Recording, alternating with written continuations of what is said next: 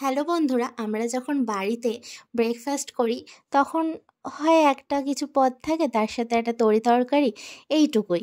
কিন্তু আমরা যখন কোথাও ঘুরতে যাই আর সেই ঘুরতে যাওয়ার হোটেল খরচার সাথে যদি ব্রেকফাস্ট ইনক্লুড থাকে, তখন গিয়ে কিন্তু একটা এলাহি ব্রেকফাস্ট হয়।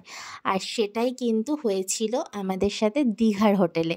তো আমরা দীঘাতে গেছিলাম আর ওইখানে একটা হোটেলে উঠেছিলাম, আর সেখানে এরকম ব্রেকফাস্ট ইনক্লুড ছিল। তো আমরা পরের দিন চলে গেছিলাম ব্রেকফাস্ট খেতে।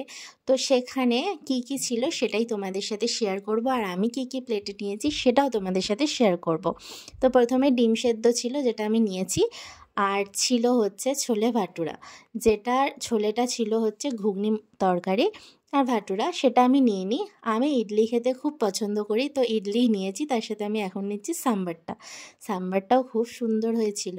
আর ইডলিগুলো কিন্তু তোমাদেরকে দেখাচ্ছি, দেখো। ইডলিটা হচ্ছে এত বড় বড় সাইজের ছিল না, আমি ইডলি খেতে খুব পছন্দ করি, কিন্তু দুটোর বেশি আমি খেতেই পারিনি। আর তোমার তার সাথে ছিল লাল চাটনি আর সাদা চাটনি।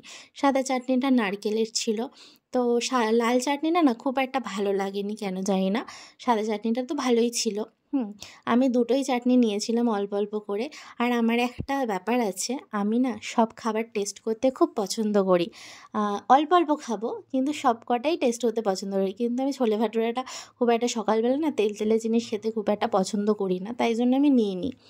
তো এখানে নিলাম চাটনিগুলো। তারপরে নিচ্ছি হচ্ছে চিড়ের পোলাও। চিড়ের পোলাওটাও কিন্তু খুব সুন্দর হয়েছিল, একদম ঝরঝরে পোলাও, কোনো মানে খারাপ নয়, একদম ভালো ছিল পোলাওটা। তো ওটাও আমি অল্প করে নিলাম, ঠিক আছে। এইটা এবার বলবে হয়তো এটাও তো তেল দিয়েই করা, কিন্তু সেই ব্যাপারটা নেই, চিপচিপে ব্যাপারটা, হালকা তেল রয়েছে। তো এটাও খুব ভালো খেতে ছিল।